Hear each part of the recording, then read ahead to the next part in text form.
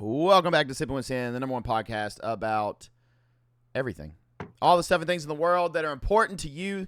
They're important to us. They're important to everybody because this is the number one podcast of such and things, proving out people far smarter than us, than you, than everybody. They're just geniuses, and they proved it, and it's the number one podcast. So we have to accept it and just run with it. It is what it is. Welcome back to another episode, another week. Episode 98, maybe? I think. I don't know. Whenever I lose, I don't know. I lose count. It's in the 90s, 97, 98, somewhere there. I don't know. If you listened last week, I'm sure you know. But if not, then there you go.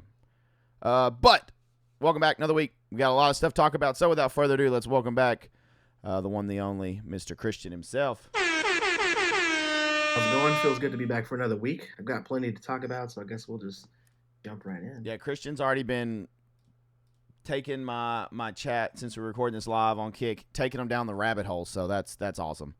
He's already spiraled them out of control. They're like, you know how you have the signs at zoos that say like, "Don't feed the animals." Don't instigate chat. Like, I need to put a sign because they'll just start being feral and acting goofy. But yeah, I think it's episode 98. I'm not really sure.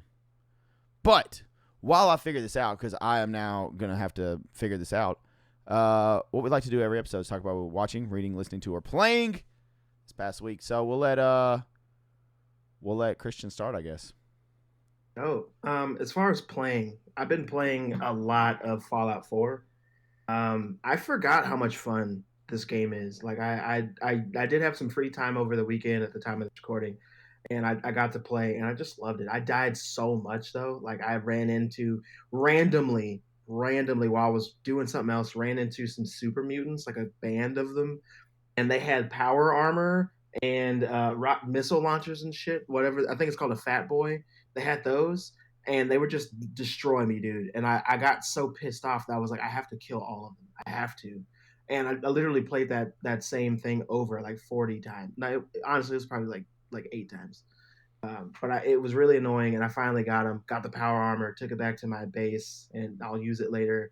But it was just a lot of fun. And then while that was happening, you could see the Brotherhood like blimp thing coming down, and they joined the fight. It was weird. There was a lot of bullets flying. Raiders showed up too. It was just like 3 factions of people just going at it. So that was really fun. So I really enjoyed playing that. As far as listening goes, I've been listening to, honestly, y'all, like I know we talked about it before, but I've been just listening to the Kendrick diss songs on repeat. They're just really good. I can't lie. I just really like them. I've been listening to those like on repeat. And they're also hilarious because, everybody's, taking the time to go back and listen to Drake lyrics that haven't aged well and kind of shit on him for being, himself. So that's been fun for me as a OG Drake hater. I think that this is great. But other than that, y'all, I haven't read too much. I have some stuff on the back burner that I really want to jump into, and I have some comics on the back burner that I want to jump into. But there's some things in life right now that are happening, some plans I'm trying to make. So I've been trying not to get too enthralled in too many things at once. But in a nutshell, that's kind of what I've been doing as of late, and I've been having a lot of fun with that in my free time. So there is that. What about you, Sin? What you been into? Well, I'm excited because I think tomorrow I'm gonna watch the new Godzilla Kong movie. And I wasn't excited for it, but I think I might have actually stumbled upon a spoiler on. Well, it wasn't really my fault. I was around the in-laws and brother-in-law. We were talking about something, and he pulled up, and I'm not gonna say because I don't want to spoil it for anybody else. But he pulled something up, and it was there.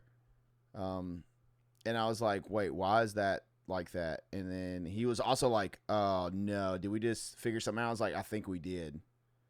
Oh. So, and then we were both like, okay, I'm not going to lie. Now I'm a little more interested. So I'm going to watch it. I was going to watch it anyways, but I think he's coming over, and we're going to watch that tomorrow.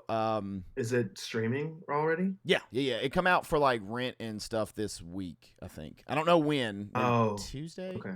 It's like home stuff now. I don't know if it's so it's not available on like just streaming services. You have to. It might be. Actually, I have no clue.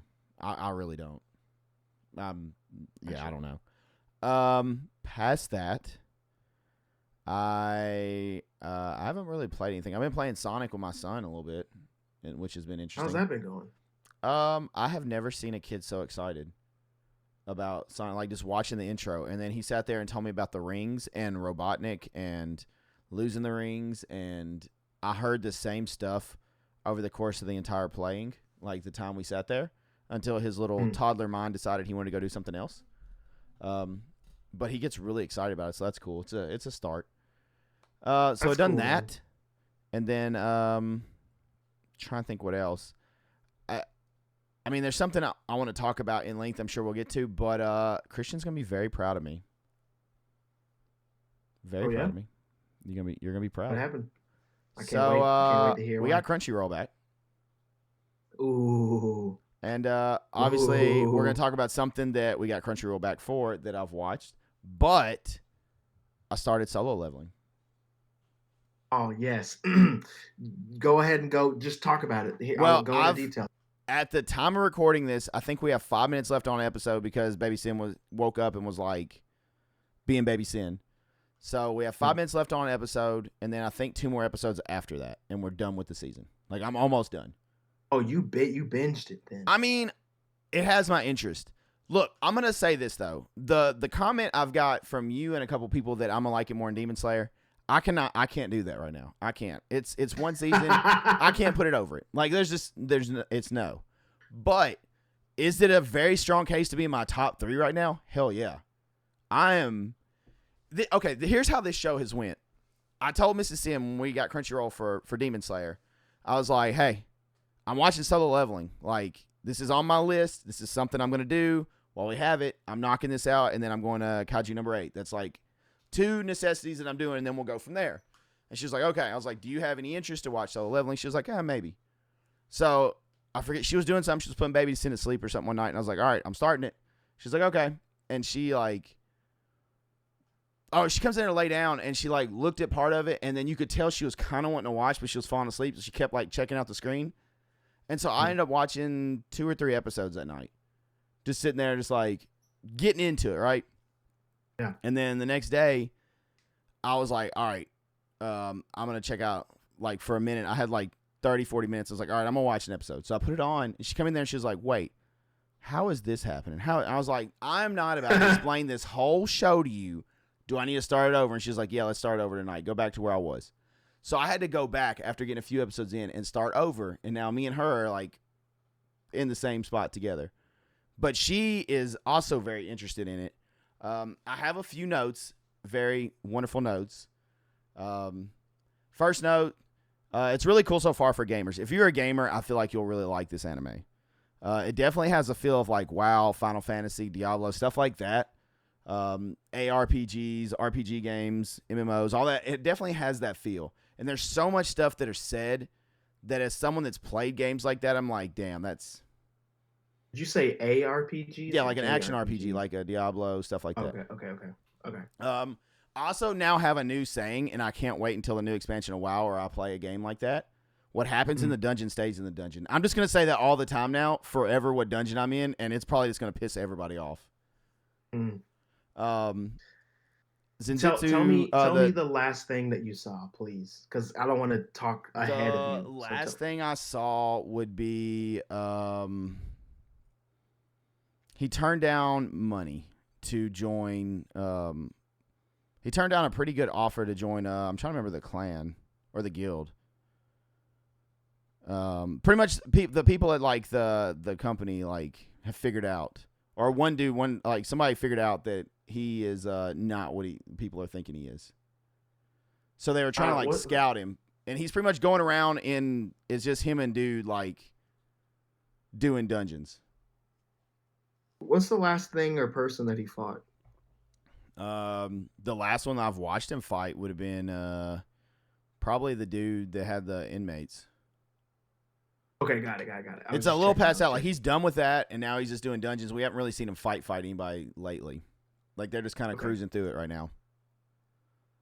I'm so excited for you to finish it, dude. All right, so God. The voice actor of Zenitsu from Demon Slayer is the voice actor for Sung.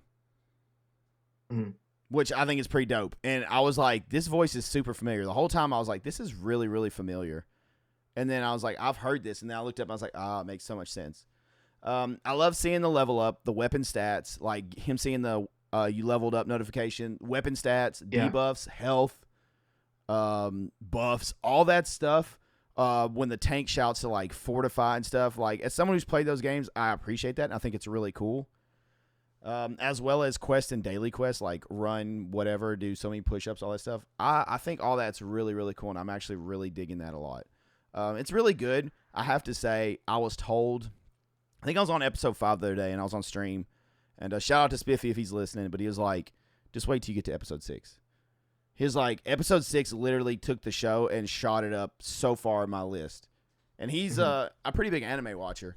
And so I was excited, and I remember Mrs. Sin fell asleep on episode 6, like just wore out.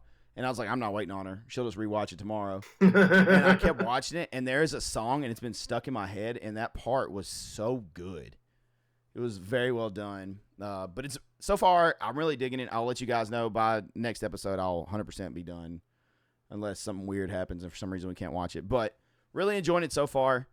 I don't know how many seasons. Christian, do you know? It's just one season currently. Well, no, I mean, like, how many? And Do you know how many it'll be? Like, how long is the manga? Oh, well, the manga isn't even done. So we got a while then, probably. Yeah. Okay. Yeah, it's definitely not even done yet, and it was it's fairly like it's been out for a couple of years actually, the manga itself, but like they come out typically weekly and they have like breaks in between. But yeah, man, it's breezing through, but in the best way, and probably it'll most likely catch up with where it is, depending on if the manga takes a bunch of breaks or whatnot. But it's one of those that I'm ready to wait for. Like I'm cool with waiting for it. So yeah, and I forgot to mention, like I'll get into some other stuff here in a minute, but I forgot to mention that I did watch the first episode of Ranger Reject or Go Go Loser Ranger, whatever it's called. I think it's called Ranger Reject. But I've mentioned it before on the pod a couple times. It's essentially Power Rangers, but if they were dicks, and the putties were like the main characters. That's essentially what it is. And I watched the first episode, and it's very, very interesting. It's more action packed and a little bit more fun than the manga, because the manga has a lot of dialogue, talking, a lot of empty space, like where there's not a background and just a bunch of text. So that bogs people down a lot and it gets really boring. But I watched actually the first episode and a half of that, and it was really good. And I know that you haven't watched Kaiju number 8 yet, but it has actually been really good. I already liked the manga and I thought it was really cool. I didn't keep up just because I just so much going on. But I did watch the first. I'm caught up with the anime currently at the time of this recording. So I think there's 4 episodes right now, and I gotta say, man, it's been fun. It's been fun. I still like Solo Leveling more, obviously. And there's another anime that I told you about called Shangri-La Frontier that I like more than Kaiju number 8 as well. But it's still really good, still worth the watch. I'm excited to see what they do next, because the manga is really cool. It's really gory and stuff, but in a silly way. And bro, I can't wait to see how they animate it. It's so fun to watch, and I think that Miss Sin will like it as well, just because it's so goofy. But when it needs to be. Kaiju number 8. Yeah, it's a little. It's more goofy, right? More humorous. Yeah, it's way more humorous, but when it needs to get serious, it's kind of like goofy. Like One Punch Man is goofy. Like it's really silly, but when the action starts, it fucking kicks, and I really like that. So another thing I like on Solo Leveling is I can't remember the dude's name, but the guy that pretty much is like a trust fund baby and he's got like daddy's money buying his armor. Gear. Because we all know, if you've played games for a long time, you've seen the people there just throwing the coin at the game and buying like all the fancy new stuff and having like all the thing. I was like, okay, no experience, but you look the part, but you don't know what the hell you're doing. Exactly. Other than that, I got my son into Dragon Ball.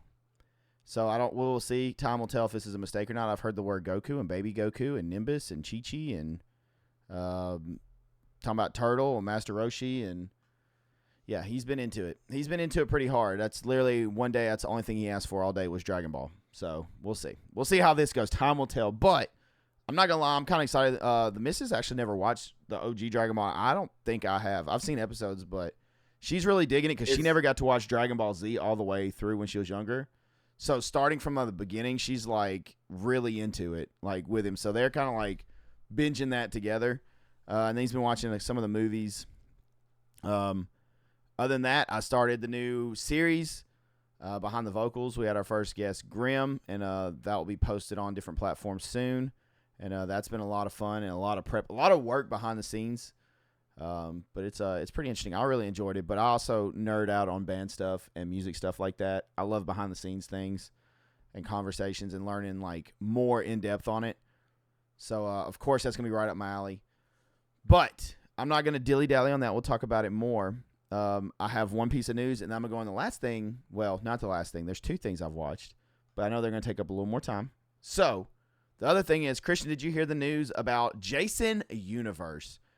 Dear sweet baby Jesus, of all the names, could we have come up with anything better than just straight up Jason Universe? And if you're getting excited, if your little horror senses are tingling, you're like, oh boy, this does not include movies. There's no movies in this because apparently rights, they can't do movies. Yep, I got some notes on that. Do you want to go ahead and talk about that before I talk about the last thing, other thing I watched? Yeah. Do you have anything else to say on that, or Horror Inc. I think is who is doing it, right, or something? Maybe in association with A24. Yeah. I don't know that part. I know that they're a part of it, but I don't think that they have like a major say in all the stuff. It's just one of the companies that has some of the rights to the character and backstory and all that stuff. Yeah, they don't even have all the rights, so it's weird. They have the rights to almost everything. The problem is the movie rights. The in a nutshell, without talking forever, the reason why they can't make a new movie is because all of the legalities going on, they've been essentially solved. But New Line Cinema has the rights to the movies, and they will not let it go. They will not let anybody. That's the problem. It's New Line now, and their New Line has like hella lawyers that can keep that shit in rotation forever before they come to anything.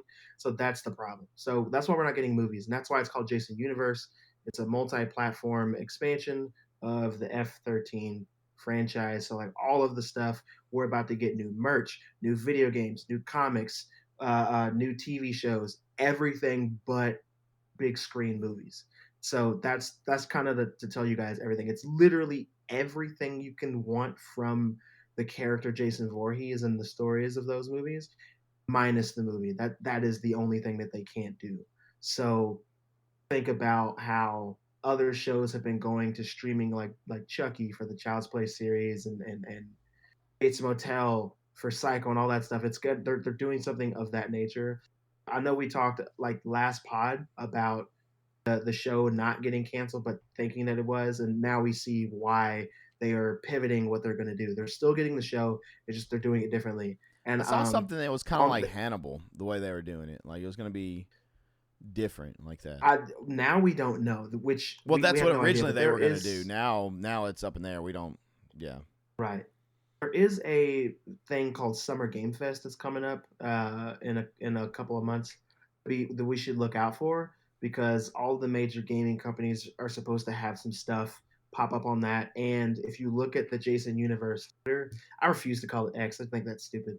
But if you look at the Jason Universe Twitter, they're only following one company, like only one thing right now, and that's Fortnite, which sucks.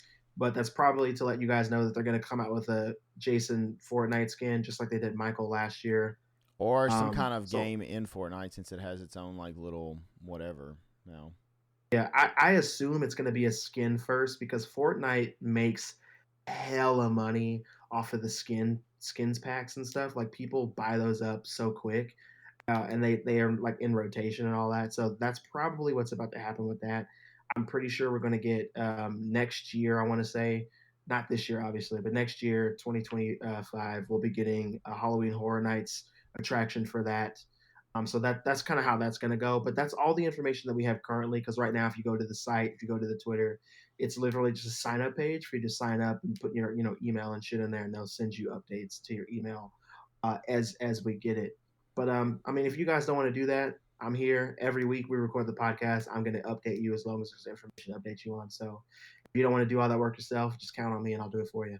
But yeah, that's all the news on the Jason universe. So you're talking about Game Fest. I usually try, if possible, to react to them live when the conferences are happening. I usually try to bring them up on my stream and we react and do all that good stuff to announcements. I'm sure we'll do it this year. I don't really know. Do we know the dates of Game Fest? It's usually in June. I don't know the dates, but I do know that I will be unavailable because real life work and all that. There's no way that I'll be able to watch those live. So I'll have to go back and watch the YouTube videos and then, catch the clips from your stream if you have those up. Yeah. But definitely have to see that later. I appreciate it. I would love to see it. Other than that, I do have other news. If you wanted to, if you want me to say knock your that news out so we can get into the fun stuff. The other news, no problem. The other news I have is I'm always looking at like horror stuff, and I found that there's a new horror movie coming out. I'm assuming it's going to be a horror comedy. I didn't see if it said it on the listing. It's a new horror movie called The Scurry, and The Scurry is about killer squirrels. Oh, that's yeah. God, I've heard of that. And it's starring Ellie Purnell, which is the main character from Fallout that we just watched. He is the main character in this film. I know that that's coming out, and honestly, I'm excited to see what the trailer looks like because it sounds dumb as hell, but it could be a Cocaine Bear situation, and I end up loving it. So we'll see what happens. My Cocaine eyes Bear and was ears a are pleasant open for surprise. it very much was. We also got images for the season 2 of The Last of Us, so we know what Ellie and Joel are looking like. So that's cool. They did drop a trailer for Dune Prophecies, which takes place like 10,000 years before Paul Atreides. For those of you who are Dune fans, I'm a Dune fan, but it doesn't have the director of the first 2 movies doing it, so I don't know if I'm gonna like this, but I'll at least check out the first episode and see what it's talking about. And then two other bits of news before I'm completely done. We finally got the listing for the new movie coming out called Noir, which is a live-action Spider-Man noir movie that's supposed to be starring Nicolas Cage as an aging Spider-Man noir who is reliving some of his past events as a superhero. So I'm not gonna lie, I don't know what that's gonna look like, sound like, feel like. I want to see it though. I hope that it's good. And a lot of people are confused because it's called Noir, not Spider-Man Noir. But I think they had to do that because I don't think that they have the rights to use Spider-Man in the title for this, which is weird, but it's the way that Sony and Marvel have their split and all that. It's not a Marvel film. I think it's straight up Sony. I can't remember. I have to go and look it up. It's definitely in the works. So, like I said, as the information comes out, I'll keep you guys updated. And then the last bit of news was some DC news. And they did announce that they have a date for this new Supergirl movie, Woman of Tomorrow. And that's coming out June 26, 2026. So June 26, 26.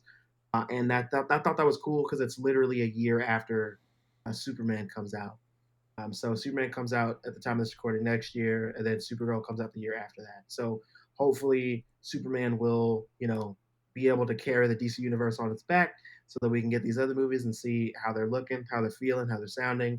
And then the other bit of news that I had was Mortal Kombat 2 finally got a release date, which is October of next year, 2025, at the time of this recording. So that's all the news that I have, and you can let us know what you're going to tell us about. Okay. So one of the other things I watched this past week was something I've been waiting on, and that would be the first episode of Demon Slayer, Hashira Training Arc. So I was really excited for this. The episode was a little bit longer than normal. I think they're normally around like 20-something minutes, 30-minute episodes. This was in the 40-minute range, I think. Nice. But it flies by. I'm not going to lie. It went by so quick, probably because of my excitement for it. But I have some of my wonderful detailed notes that I know you all love so much if you listen to the podcast. So I'm going to run through them real quick, and then we'll get some conversation going. Christian, I'm sure Christian has some notes also, and we'll kind of talk about it. But my quick notes are Wind Hashira. God damn. Blood Tornado. Dude, that's all I have to say is Blood Tornado. Like, what the hell? That was so sick. Snake and Wind are slicing through demons like it's no one's business. And it also appears that they have stumbled upon Muzan's Infinity Castle, possibly. Which is pretty sick. I'm not going to lie, when I saw that part and they looked like they were about to get in, I was like, oh, this is about to go really bad really quick. Like, this is going to turn south super fast. Tanjiro is eating like, dude, I don't even know, like the fattest of fats. I don't know. Dude is like throwing down on food. Tanjiro is eating like it's nobody's business. He's pulling a Goku right now. But it's also very similar to the Love Hashira, who apparently like eats like, I don't know. She just eats like crazy. Inosuke is teaching Nezuko how to say his name, which is hilarious. And Inosuke, again, being the comedic relief that he is. The master, which I cannot think of his name right now. The master of the Hashira is not strong enough to meet with the Hashira possibly ever again. So his situation is getting much worse. They do have a meeting setting forth a training plan for the Demon Slayers, the Demon Corps, to get ready for the upcoming fights. Now that Nezuko has been revealed as being a demon that can go out in the sunlight, and Muzan obviously going to be going for her. Water Hashira wants nothing to do with it and says he is nothing like them, which I think is interesting, and I'm really curious what that means. But the fact that he made that known to all the other Hashira, I'm very intrigued by this. Stone is clearly the leader and has to be the strongest of all of them, because when he speaks and he makes mention of something, everyone listens. Like, there is no bickering. His word is kind of the final of the group. So it's kind of clear that he is the alpha dog of them. In my opinion, I don't know. I could be wrong in the pecking order, but that's definitely the feeling I'm getting. Tanjiro's sword now has Rengoku's flame guard on it, which is so sick. So sick. It's such a cool thing. That has popped up multiple times now in the show since he's passed. It saved the little swordsmith last season from getting killed, and now it's on Tanjiro's sword. Sound Hashira returns and looks ever so flashy. Had to throw in there, looks flashy. With his 3 wives. Miss Tomio, or Dr. Demon, whatever you want to call her, because she's pretty much a demon that's a doctor, is summoned to work with the insect Hashira, which is interesting. I'm curious about all that. So with the title, and it could be, I don't know, I definitely didn't get the feel that this is going to happen in this, but with how it was titled, and I was really expecting this to be about Tanjiro training to be a Hashira, but I don't think that's what we're doing this season. Like, I'm starting to get the vibe that this is not just him training. This is like a massive training thing for everybody. I did notice on end credits, because they tend to show like who the season is really going to be about. Like, they're always in the credits, and even the title, like they'll show the main characters, like, in Rengoku, like when they did the Mugen Train, he was there, and then you had like the others. So you see who like the main ones, like you'll usually have your Hashira and then like the other characters that are going to be there. I did notice, so the end credits showed Demons 1, 2, and 3, Amazon. So that does not bode well. That seems like that could be a big problem. End credits also showed Tanjiro, Water, Stone, Wind, Insect, and Snake Hashira. So that's 5 Hashira. Because it pretty much excluded Mist and Love, who were in last season. They're still semi-recovering. But that's 5 Hashira, and the fact they have so many kind of signals to me that there could be a massive battle or some shit really hitting the fan this season. And that's pretty much the end of my notes. But the fact that all of them are in like the cover, whatever, that is going to pop up, I was like, oh, that's not good. If you have that many Hashira, it's got to be somebody really pulling some weight for them. Because, I mean, you had 2 last season and you had 2 upper ranked demons. If you have 5, I'm wondering, are we going to get 1, 2, and 3 there? Or is Muzan going to come get Nezuko himself and they're all going to be fighting? Like, it's kind of hyping me up. I know it's only 8 episodes, which concerns me, but Demon Slayer doesn't do a lot of filler. Usually you get like this first episode, you kind of set the pace, people are recovering, you kind of set the tone of who's going to be in it, Next episode, we'll get a little closer, and then it'll be full fights until the finale, usually. Like, it's just full send.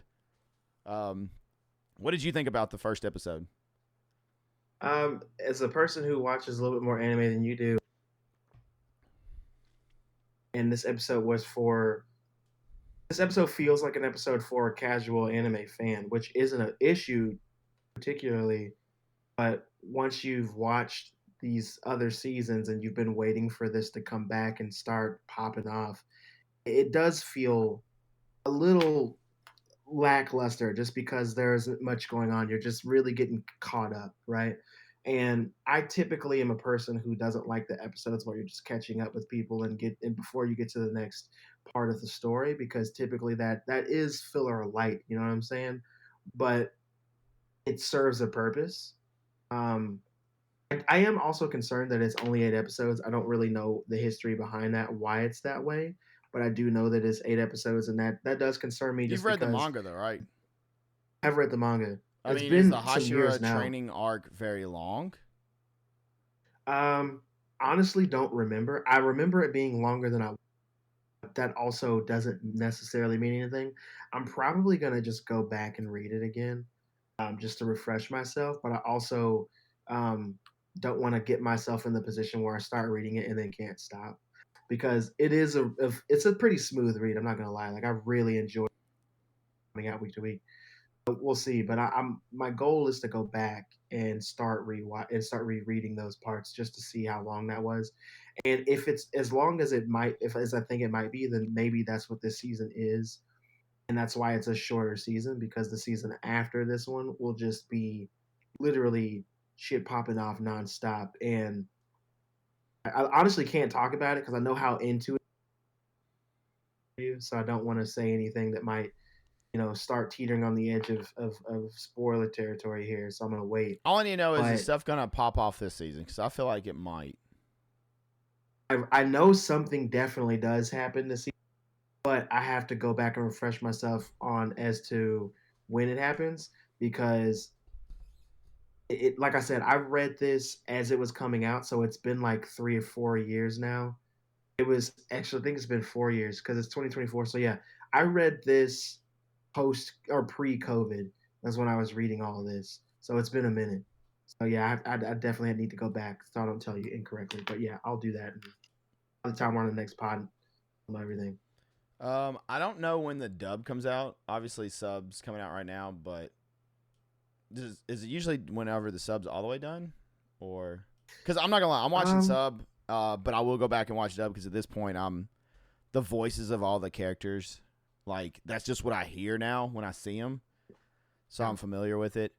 And I'll rewatch the dub. Because there are little subtle differences in sub and dub, too. Like, There are, because the translation is different and they have to sync up the words with their mouth movements. So it is a little different. You lose a little bit in translation for sure. But what I can say is that typically it doesn't take too long for the dubs to come out, especially now. It's harder because now you have the simulcast, right? So like the day it comes out in Japan, we get it like that same day or the next day here in the States. But with the dub, it's usually like a week or two. You know what? Actually, I might be lying to you. I think it's a little longer than that now.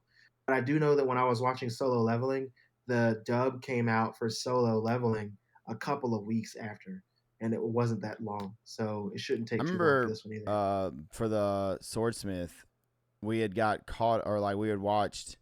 I remember it was getting close to the end, and I was just like, I want to know. Like, I'm about over waiting, and the sub was already out, so I dove into those.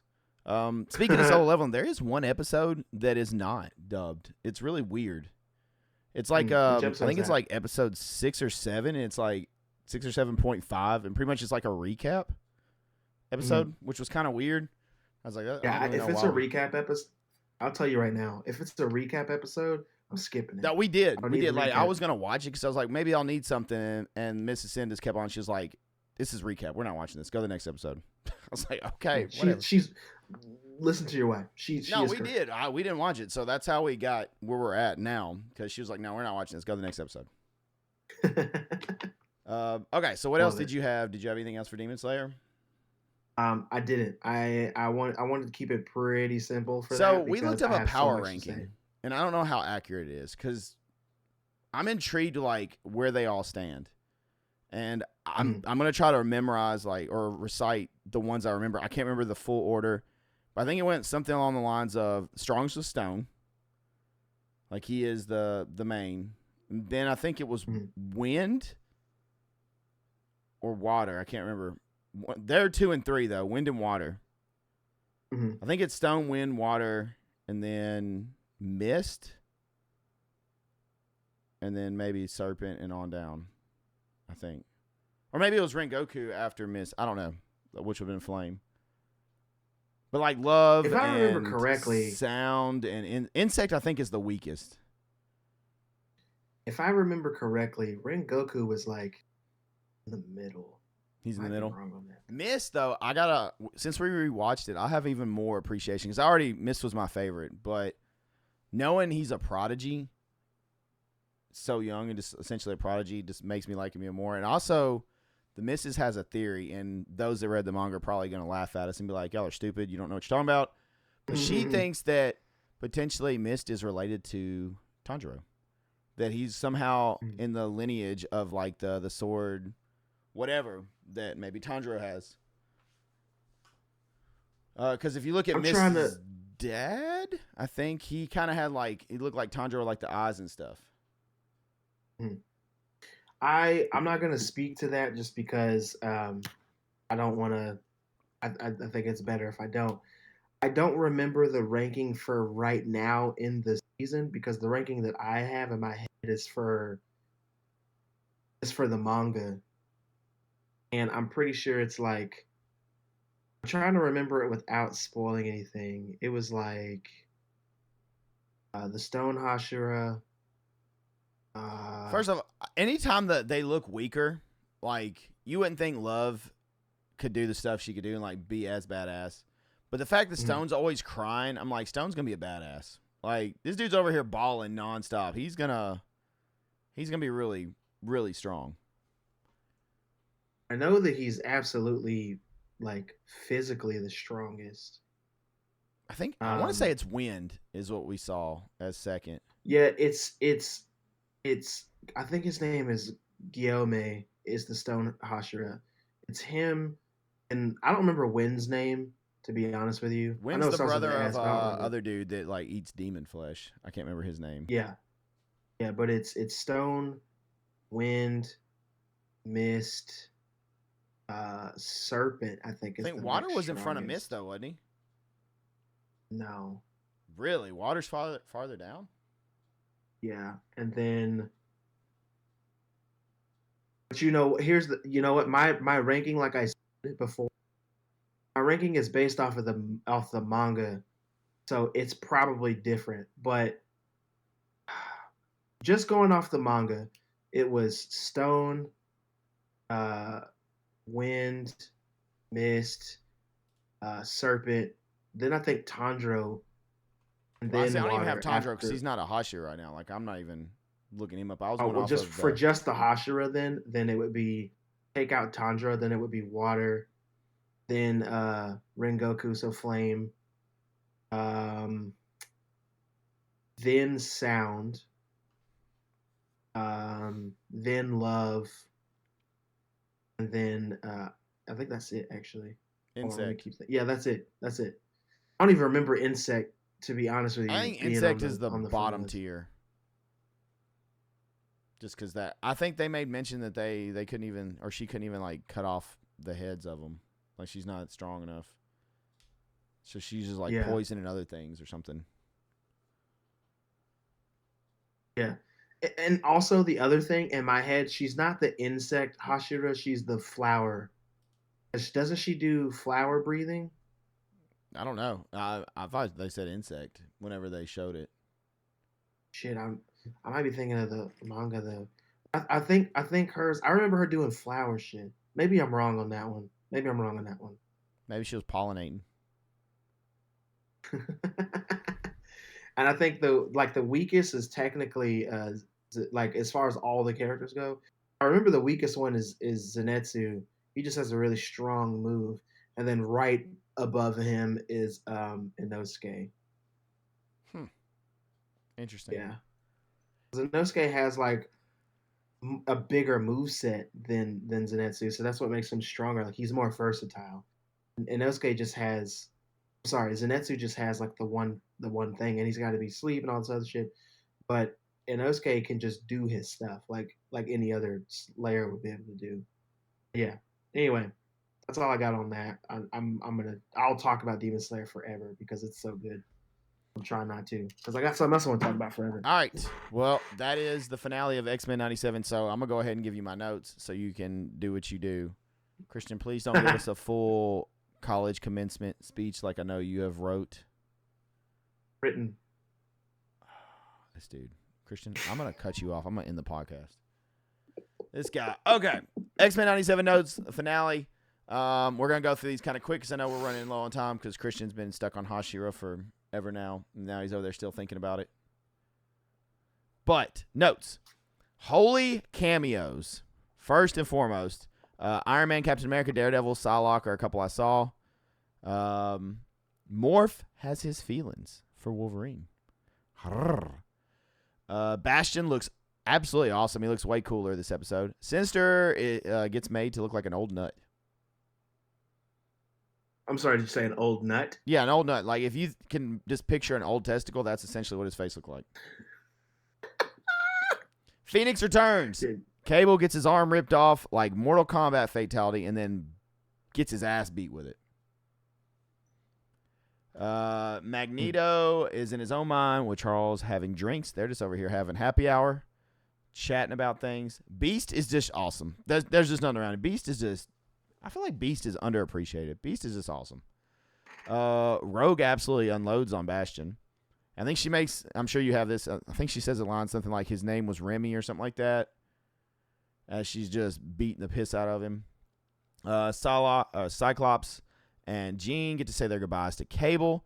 Cyclops has his badass moment finally with a huge, insane blast. Magneto saves the day. Go figure. X-Men are teleported to different times. We see a child Cable, ? Egyptian mutant, which I thought it was one person until a little later when we see that Gambit is possibly coming back as the 4 horsemen of the apocalypse. And I'm pretty sure that is an apocalypse sighting as well. And Bishop returns. And then we see a mutant board a little later. The Forge is looking on with several cool, hopeful Season 2 mutants, such as Colossus and so on. As well as I saw Scarlet Witch on there and a whole bunch of people. And that's my notes. See, my notes are so quick, Christian. No commencement speech. Listen, I know that we are going to run out of time very quickly, so I'm going to try to run through my notes as quickly as I can. Let's start it up. In the intro, you see it's a little different. There's a part where you see Charles trying to read the mind of Emma Frost, and he can't because she is also a psychic, which we found out already in an earlier episode when they found her in Genosha in her diamond form. We see Magnus and Charles fighting the soldiers before Charles is paralyzed, so that was cool.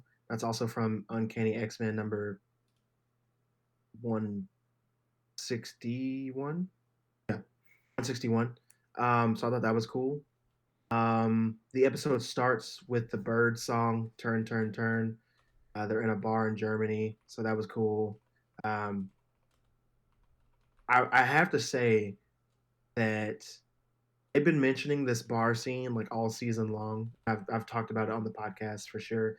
But if you go back and watch that scene with them in the bar when they first start talking, it's very queer coded. I thought that was kind of cool and interesting.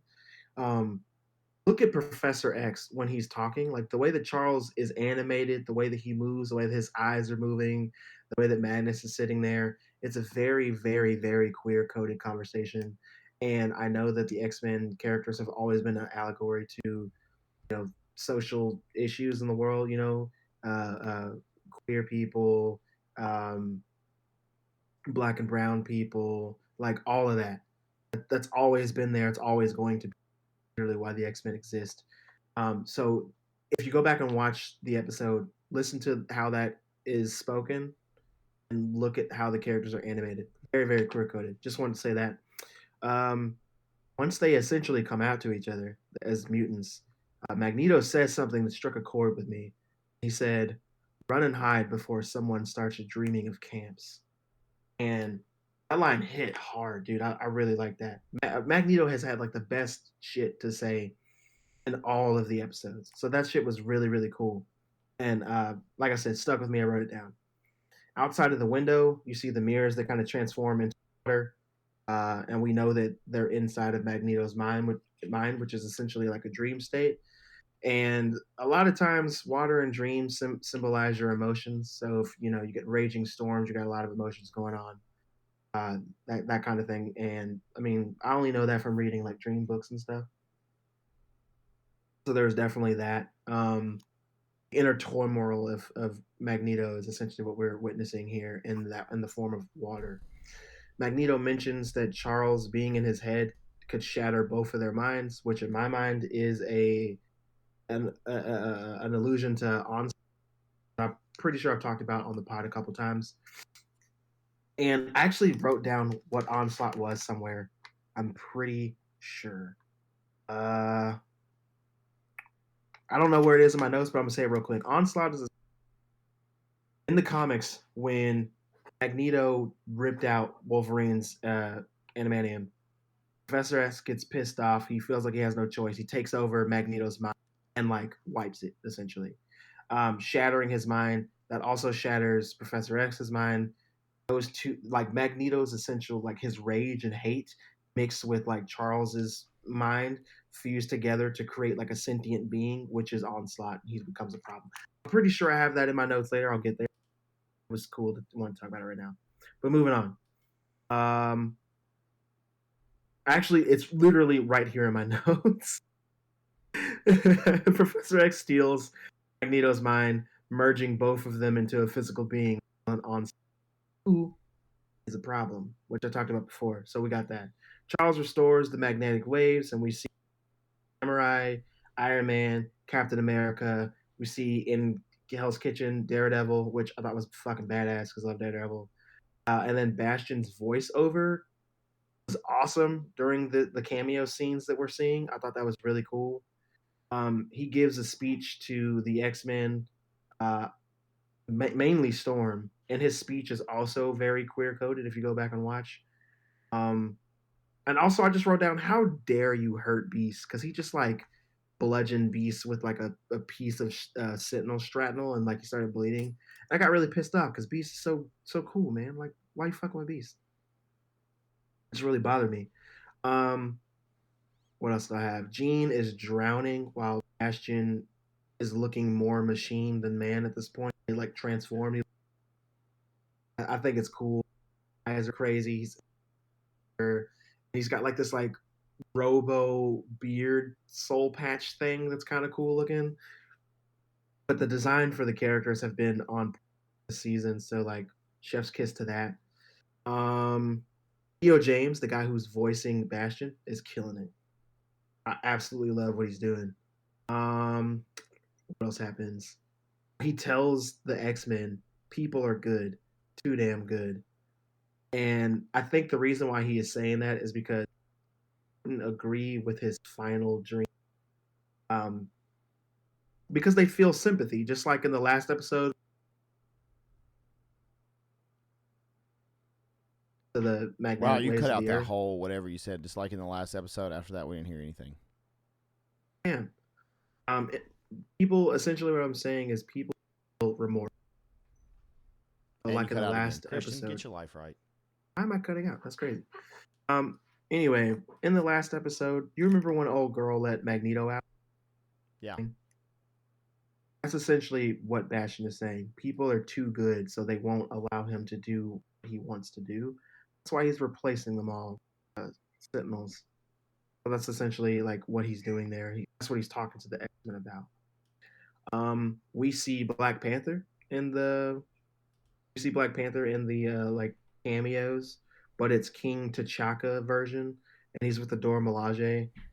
You also see back in Hell's Kitchen Josie's bar, which is the bar that's in the Daredevil show a whole bunch and in the comics as well. We see Cloak and Dagger, which I thought was kind of cool to see them.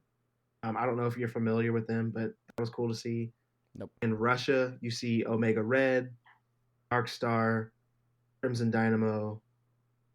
I think that's it. And then over the ruins of Genosha, you see Skylock, Puck from Alpha Flight, Aurora, and North Star. You also see Cypher and Exodus. I thought that was really cool. Bastion has Sinister force Cable to admit how many times he tried to save his mother from Genosha, and Genosha actually, and he said that he's tried 200 times. Crazy. But in that scene, Cable finally refers to Jean as his mom. She like burst out of the water as Phoenix essentially and starts fucking shit up. What did you think of that scene, by the way, Sin, when she came out of the water? Like, I am Phoenix. Awesome. Like, I thought it looked really I was cool fully too. I liked expecting. that. I knew she was coming out as Phoenix, though. I knew it was about to happen. Yeah, they did telegraph it like the entire. She's using her penis. What did I just say? Penis. She's using her She's Phoenix power. Phoenix. Yeah, I love crazy. a good Phoenix. Phoenix power. I love when you use your Phoenix power. Good old Phoenixes. Oh my god. The strongest of the strong use the Phoenix power. The long and strong. That's the mutant powers. She rose out of the water. Omega just Phoenix. Like, Phoenix. Oh god. She reforms Is the she an collar Omega that Bastion mutant? broke. Yeah, she's Omega level for sure. Okay. 100%. She comes out of the water, reforms the beats the shit out of Bastion, puts the collar back on him so he loses control of the Sentinels that are all around.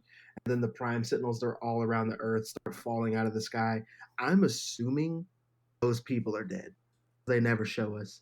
So can you imagine being transformed into a Sentinel Prime, being thousands of feet in the air, and then getting deactivated and just falling to your death, dude? Like, oh my god. You know, it's a show for kids, so they don't show that part. But yeah, those people are fucking dead, bro. There's no way. She also rips the mutant DNA out of Sinister, which you were talking about earlier. All that like stolen mutant DNA. Legit. He looked like a shriveled old nut. I love that he runs over to Morph and he's like, "Show me my face." And because Morph, king of being petty, he morphs into what Sinister looks like, which is like shriveled up and shit. And he's like, "Looks the same to me." And I thought that was so funny, dude. And Sinister straight up runs away. Did you notice he just ran off like a little bitch? Like he Peter Griffin. Where the fuck did he go? Where did he go? We never see him again. He's so old, but he moves so quickly apparently. But I thought that was really funny. But around this part, like Jean is depleted of energy as the Phoenix out. Cable catches her. But Bastion shows back up because he's not having this shit. He rips off Cable's arm and then proceeds to beat dog shit out of him with his own arm. Bro, when he ripped Cable's arm off, I was like, oh. And then he started like, bro, why y'all doing this to Cable? What did he do? Who did he piss off? Yeah, he beats the shit out of him. Then he has a new plan to just hurl Asteroid M down at Earth, which was kind of fucked up. Charles and Magneto are working Magneto's issues. They're trying to work through his memory loss because he's forgotten who he is. Charles is trying to help him relive his memory, understanding them in a different way. Essentially telling him that the past is the past. Keep it there. The future is what you make of it. You don't have to be what the past was. You don't have to be pain, that kind of thing. For those of you who watch a lot of anime, he's trying to talk no jutsu Magneto. That's a Naruto term for you guys. I thought it was still cool to see, but you see, this scene got me, bro. Like I was like, oh shit. There's a scene where Cyclops is at Logan's bedside because he's all fucked up, adamantium ripped out of his body. So he's trying to recover, and Cyclops goes up and he said, "Don't you dare break her heart," acknowledging that Jean has straight up feelings about Wolverine. I thought that was really cool, and kind of sad. He also knows that if anybody exists that will give Logan a reason to like stay alive, it's gonna be Jean. That was really cool. What did you think about that scene? It was strong. I mean, it pretty much confirmed that Cyclops isn't dumb. I mean, he knows. He knows what's up. Absolutely. Then right after that, you see Charles. He's pretty much saying that we need Magneto. He's saying you can't do this without Magneto. We have to have Magneto. I'm gonna try to prepare his mind and get him back on board. Bastion gets to the ship's core, but Rogue was ready for that ass. And she does say his name was Gambit. Remember it? As she punches the Did she say dog Gambit or piss did she out of say his Bastion. actual name? She might have said Remy, but I was so excited for I her feel to like she said that I just Remy. wrote down. She Like, could have said Remy. I wrote down Gambit, but I was just hype. yeah, she comes out and knocks the But shit out of him. yeah, she straight Superman punches into the moon. It was insane, and I loved it. And speaking of the moon, they land on the blue, which I thought was cool. And I know a lot of people were like, "How he's there?" But it's in the last uh, show in the original X-Men animated series. The blue area of the moon has oxygen on it because of I forget what the comic explanation for that was, to be honest with you, but it does have oxygen there, so they should be able to breathe. But then Bastion starts beating the shit out of Rogue, and he starts choking her, and he floats up higher and higher past the atmosphere of the blue area of the moon, so she can't breathe. And he's trying to kill her. I thought that was really cool, but she gets saved by Roberto, who finally embraces himself as Sunspot, finally It's accepting me, your his daddy, mutant side. Roberto. I wasn't expecting you to All I say could that. think is Waterboy in that situation. It's me, your daddy, Roberto. I forgot about that, dude. I forgot He's all. forever ruined. God, I legitimately forgot about that. Then we see President Kelly and the people with Iron Man and Cap, and they're voting for the Magneto. It's honestly just nuclear missiles. Of course it is. X-Men use teamwork to they essentially just jump Bastion. They literally ganged his ass, and I thought that was hilarious. Jubilee, Cyclops, Nightcrawler, they all jumped the shit out of Bastion. I thought that was he shows up with the rest of the team inside of a Sentinel, just like in the first episode, if you remember. Yep. The X-Men are united, and then Scott actually decides to do something different. He appeals to Bastion, pretty much saying, "Hey, your mom's a piece of shit. She's racist. None of the shit she said actually happened. Professor X is trying to help you, but you're being a bitch. And even though you're being a bitch, you're not alone." That's essentially a paraphrased version of what Scott said to him. And I mean, it started to work, but Bastion's a villain, right? Yeah. So it couldn't work for too long. And then he's essentially trying to teach Bastion the same lesson that Charles is trying to teach Magneto inside of. But I will say there was a really cool scene where, in his mind, Charles is showing Magneto, which are his children, because you see Quicksilver, you see Scarlet Witch, and then there's a woman that's like mostly draped in shadow. I don't know. Her on a boat in the water, and the woman who was in shadow had green hair. That's Polaris. That is the daughter of Magneto. She has practically the same powers. So I thought that was dope as shit that they showed us that. And we've actually seen Polaris in the season like 2 episodes ago. It doesn't matter. I can get into that another time. The nuclear missiles hit the ship as soon as Bastion starts to accept that he's, fucking up. Oh, I forgot something. I did forget something. When Bastion ripped off Cable's arm and beat him with it, he actually used that mechanical arm to fuse with. Then he like evolved to a different version of himself, and that's where he looks like the fucking Terminator essentially with wings. I forgot to say that earlier, but yeah, that totally happened. But anyway, as soon as Bastion accepts, the help, the missiles hit, and he'd rather die essentially than let mutants his life or whatever because he's a fucking idiot. Humans also thought that those missiles would blow up the asteroid, but instead it just hurt the like gravity portion of it. So now an asteroid's falling to Earth and we're gonna die anyway. Jokes on us, we're dumb. I thought that was kind of funny. I already said Bastion chose to die.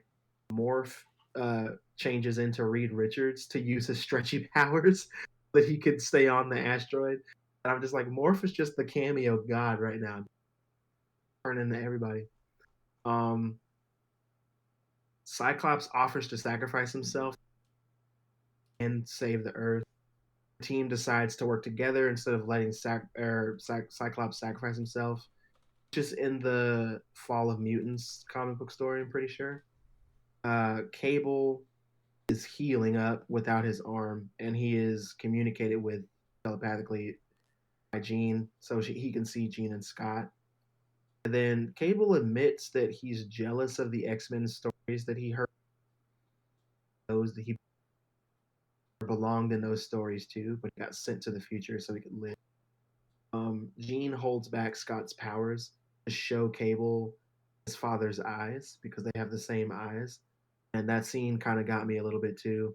It's also a comic book moment, and they adapted that beautifully. I don't know how you felt about that scene, but that shit was great. Yeah, That was awesome. It was touching. It was touching for sure. The team starts to work together to stop the asteroid, and while the X-Men theme song for the beginning of every episode, it's like this epic choir version of the song.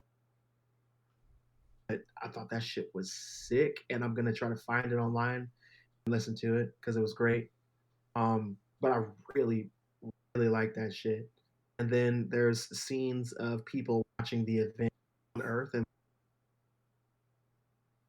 You're cutting out a lot. Like, it's pretty frequent. that really sucks. Because on my end, I'm reading all good, but people on Earth are essentially watching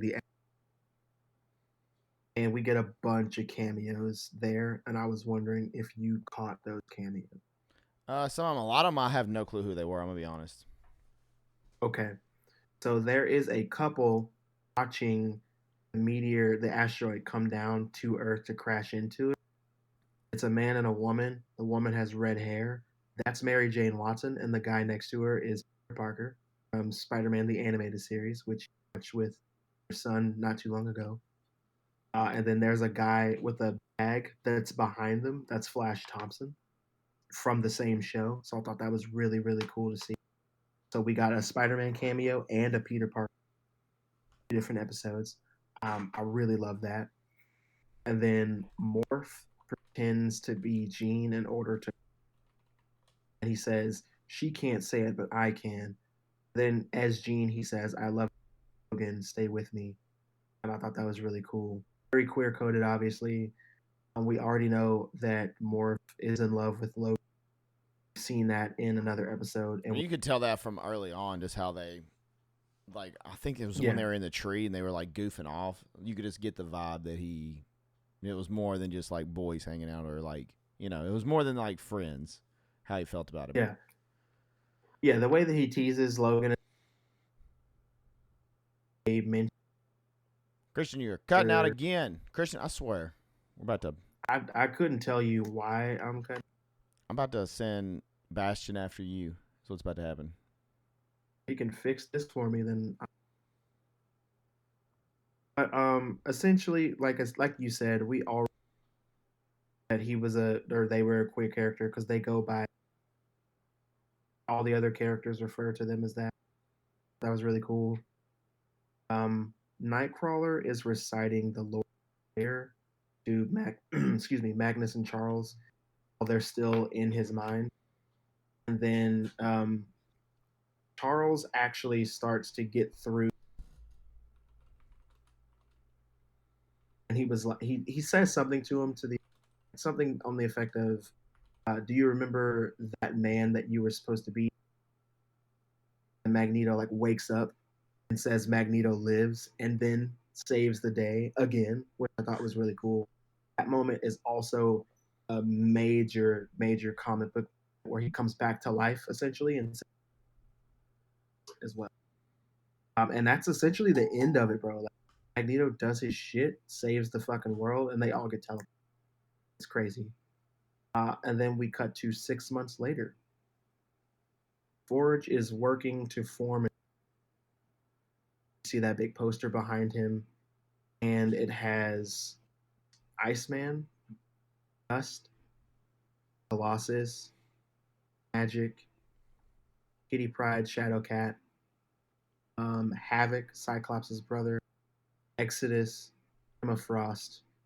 Those are all people that are available to be, and I think that's going to be the roster for season 2.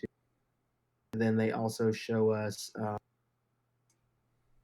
see, Cable, Jubilee, and Sunspot are AWOL, and then Scarlet Witch and Quicksilver. So we know those mutants are still alive, like they're not presumed AWOL or off-world or available to be next season. What else happens? Bishop returns, tells Forge that the X-Men are somewhere in time. Someone blinked them at different times. You see, the bulk of the team is in Egypt in 3000 BC. They rescue another mutant. His name is, sorry, El Sabanur is his name. I said that incorrectly, sorry. El Sabanur. For those of you who don't know, that is Apocalypse. I mean, that's who I thought it was when I saw it. I was like, this really looks like Apocalypse, but I don't know. I don't want to. Because then, yeah, and then later you is see his actual Apocalypse name. in modern time, and I was like, okay, now that's Apocalypse. I mean, yeah. So yeah, it is that's him before, because he looked more human before he got that like apocalypse armor and shit, and that comes from Celestials. I don't know how they're gonna explain that in the show. I'm pretty sure they're gonna simplify that. Yeah, his armor is actually celestial armor. So we'll see what happens. But to keep it moving because we're running low on time. That's Apocalypse. Then you see Scott and Jean are in the far future. It is 3960. That future is ruled by the villains. And they meet Mother Asani. For those of you who don't know, Mother Asani is actually the daughter of Scott and Jean. Her name is Rachel, and she's super fucking popular, and not popular, but at first, like they nerve. It's some crazy shit happens. Comic book shit happens. Blah, blah. She is essentially the daughter of Scott and Jean from her future, and I think that that's hilarious. They meet a young version of Nathan, is obviously Cable. So that's really cool, and that's from the storyline that we get from the came out forever okay, I ago. didn't hear the storyline. You cut out. Oh, sorry. I was just saying that that's What from storyline is it? It's called Cyclops and Phoenix. Okay. So that's where that's coming from. And in that story, Cyclops and Jean essentially inhabit the bodies of two other people. They like pretend to be two other people, Slim and Red, and they actually raise Nathan in the future. So it's really funny. They get to raise Nathan. They don't tell him who they actually are. So in this same episode, remember earlier when Cable was saying that he heard stories of the X-Men, he was jealous. Yeah. People that he heard the stories for are actually Scott and Jean posing to other people to raise him in the future.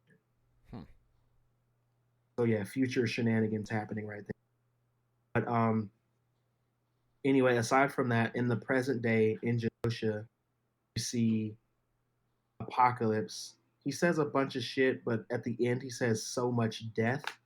He says that he's holding Gambit's Queen card, which lets us know again that Gambit is going to come back as the Horseman of Apocalypse Death. So I'm super excited about that because that means we're about to do Apocalypse storyline show, and I've been watching that since I was 7 years old. So I'm super excited, Did you say since you were and I 7? love this since I was 7 because that's what we were supposed to get in 1990 in the original X-Men series got canceled. So yeah, I was 7 when that was happening, and now as a grown ass man, I'm really excited that we're going to be season 2 of X-Men '97. So that's what happened in this episode. I tried to remember every Easter egg I could to tell you guys what was going on. I'm sure I forgot something. You guys can let me know in the comments. Sure, or chat if you're here live. But I love this episode. I gave it a solid 9. I think the season as a whole is. You broke up. What? I think I saw your lips saying 9.5, but I could be wrong. Yeah. No, I give the season a 9.5. It's been one of the best X-Men related things that you can watch ever. So I really, really like it. Nice. Hell yeah. And with that being said, ladies and gentlemen, enjoy the rest of your life and your go do good things now that your college career is over. That was Christian's college commencement speech. No, it is really good, though. In all seriousness, the X-Men 97 has been very, very good. Very nostalgic. They're doing a great job with it. I feel like Disney absolutely crushed it, and I'm super excited for the next season. I am, especially with Apocalypse and all. I don't know a ton. I know who Apocalypse is somewhat, so I'm very interested to see where that goes. And the timelines seem like it's going to be chaotic, but I think it's going to be pretty fun. But I thoroughly enjoyed the season. It was a really good episode. Shit ton of cameos. They really did do a great job with cameos in the show, and Morph is the cameo god, and it makes sense, and you can just throw whoever from Marvel in there with Morph, and it works great. But with all of that being said, it is time, since we're running low on time, to pass the whiskey. That's right, get your whiskey as we go into our last call question, and we have some options in chat because our lovely Kick chat, that's right, over at kick.com/IamSinister, are dropping some questions for us. So, Christian, I'm going to read you some questions, and we will decide, I guess, one or a few to answer, depending on time. Mm-hmm. Okay? Let's do it. All right. So, it looks like I got to try to find them all now. A couple are kind of similar. McGinnis said, what's something on your bucket list? Another one said, if money wasn't an issue, where would you travel and why? I feel like kind of goes with bucket list also, because I feel like bucket list is probably going to be travel.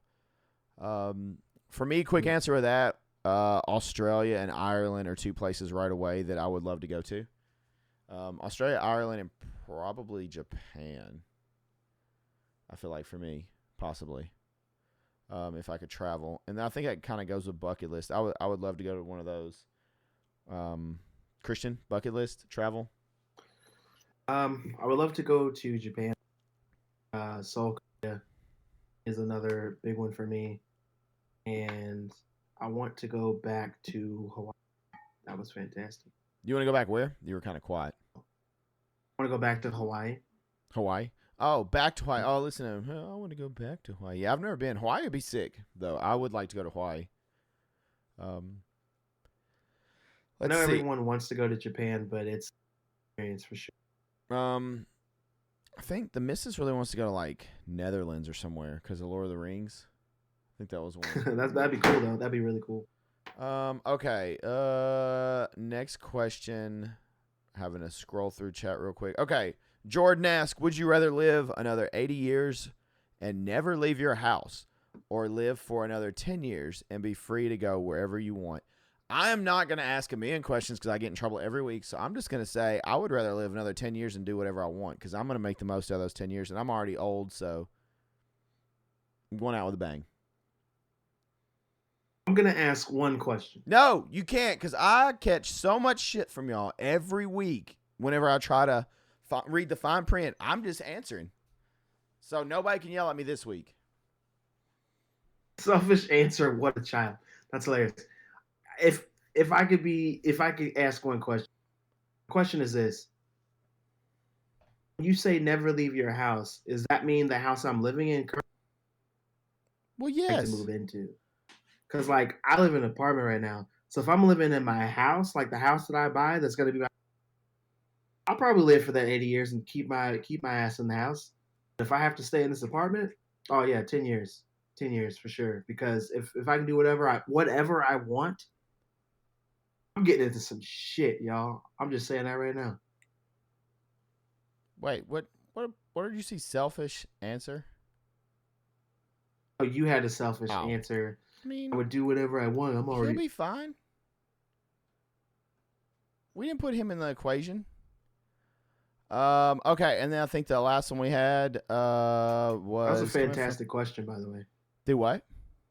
So that was a fantastic question. Mrs. Sin had, would you rather never speak again or never see again? I'd rather never speak again because I'm a visual person. I need to be able to see. Never speak is, I feel like, the right. Because, Christian, this is what you should have said. Because if your significant other is listening, I would rather never speak again because I couldn't bear to live without seeing my beautiful wife again. Man, you are so full of shit. Your eyes are brown. Dude, look, hey, as the marriage years pile on, you will know that you gotta get those brownie points where you can. You didn't get any brownie points. I got brownie points. If anything, that made it points. worse. I got brownie points. Because right now she's blushing. I don't think so. But yeah, never speak again for sure. Because I mean, I could get around like not talking. I just write notes. I think Mrs. Sin should literally bust into your office right now and slap you. No. That would be hilarious, actually. I'm catching Ooh, this man. I'm catching my heat. Look, you gotta know how to play. You gotta know how to work the system. Ooh, tomatoes. You gotta know how to work the system. It is what it is. Trash. Well, great questions. All right, ladies and gentlemen, we've went over time a little bit, but I appreciate you all being here. If you would like to join in the fun conversation that chat has been having, and I believe they've been talking about their favorite movies and other things in chat while we've been doing the episode, as well as chiming in on things we're talking about, go to kick.com/IamSinister. We record these episodes on Thursdays at 7 p.m. Central Time, so come hang out with us over there. You can find the new audio versions of the episodes every Wednesday, 8 a.m. Central Time on Apple, Spotify, Anchor.fm, Overcast, all that stuff. And you can find the video version of the podcast Wednesdays, 8 a.m. Central Time on my personal YouTube, youtube.com/IamSinister. Go subscribe, follow, share them, do all that good stuff. Go show the YouTube some love. It is getting close to a nice little milestone, so go sub and say hello in the comments. We would greatly, greatly appreciate it. You can find Sippin With Sin on socials, Facebook, Instagram, Twitter, X, whatever. Threads, TikTok, at Sippin With Sin, SIPPIN with Sin. Come say hello, follow us over there. And then you can find me on my personal socials. IamSinister TV on Twitter, Instagram, Threads, TikTok, Facebook, Twitch. Yeah. And then you can find me streaming Monday through Friday on kick.com/IamSinister. Come hang out with me over there. Do music stuff. We do the Behind the Vocals, my new series. We do a little gaming, and we have a good time. We do some reacts, and then, of course, we record the podcast over there. Christian, where can the lovely folks find you?